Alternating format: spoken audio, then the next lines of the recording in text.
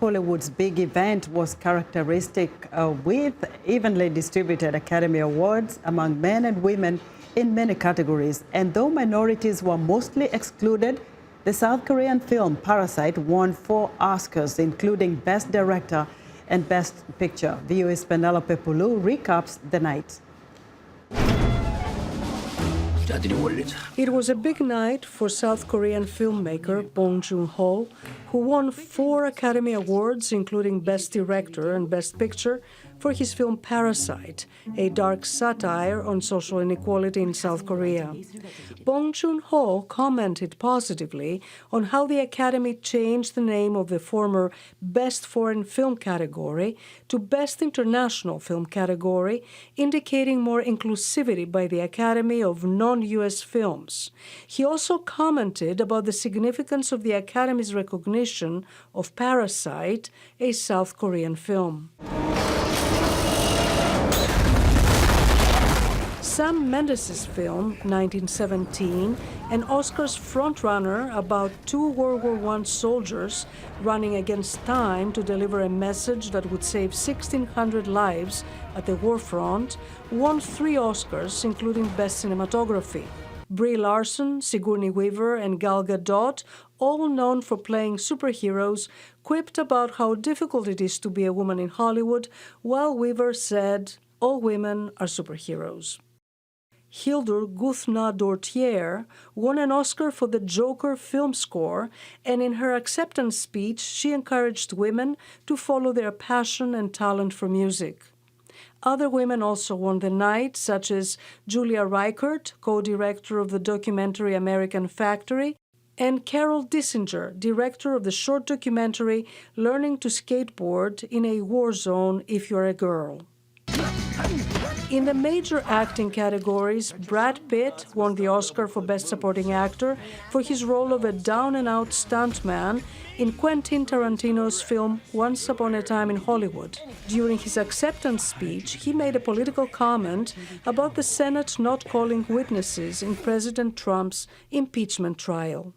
He said, "They told me I have 45 seconds. 45 seconds more than the Senate gave Jeff Bolton this week."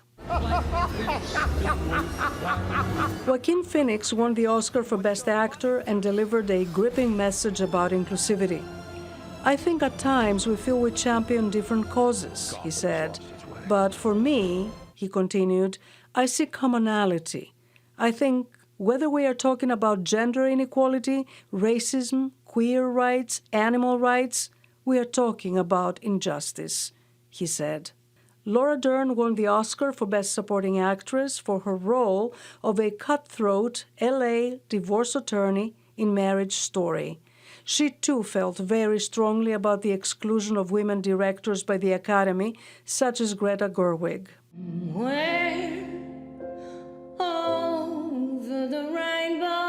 Finally, Renee Zellweger received an Oscar for Best Actress for her interpretation of the iconic actress and singer Judy Garland in Judy.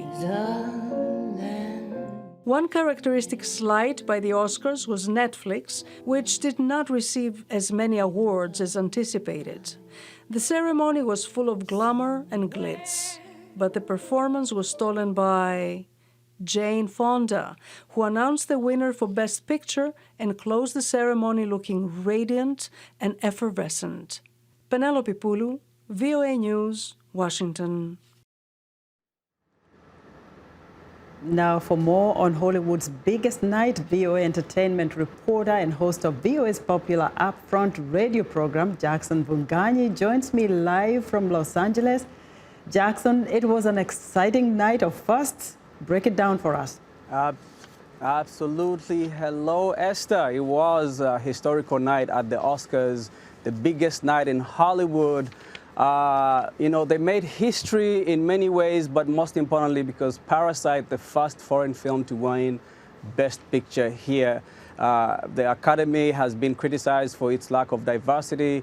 There were no women directors, even though 2019 was a stellar year for women directors. More films were made by women in 2019 than any other year, but they were not nominated. Still, lots of history made. Bong Joon-ho won for Best Director, beating out Martin Scorsese, Quentin Tarantino, and others.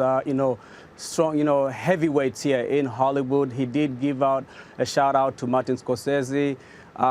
He received a lot of standing ovations. There was a lot of, great cheers. People felt happy for him. And he said that, if you see the happiness here in the room, imagine what is happening in Korea right now after his win. Right. Jackson, now, given last night's awards, what's next for Netflix as far as Hollywood is concerned? You're right. Netflix, I think there's a reckoning by Hollywood that Netflix is a major player here. The old gatekeepers of films are starting to acknowledge. Netflix came in with at least 24 movies nominated, even though it only took 2. I should mention also that Laura Dern, who was, I think she won for Best Supporting Actress. She had been nominated previously, but this was her first win, which was also historical. Former President Barack Obama's movie, American History, the documentary, that his first project with Netflix, also won big. There's really a reckoning and understanding that Netflix going forward and other streaming platforms are going to be major players here in Hollywood.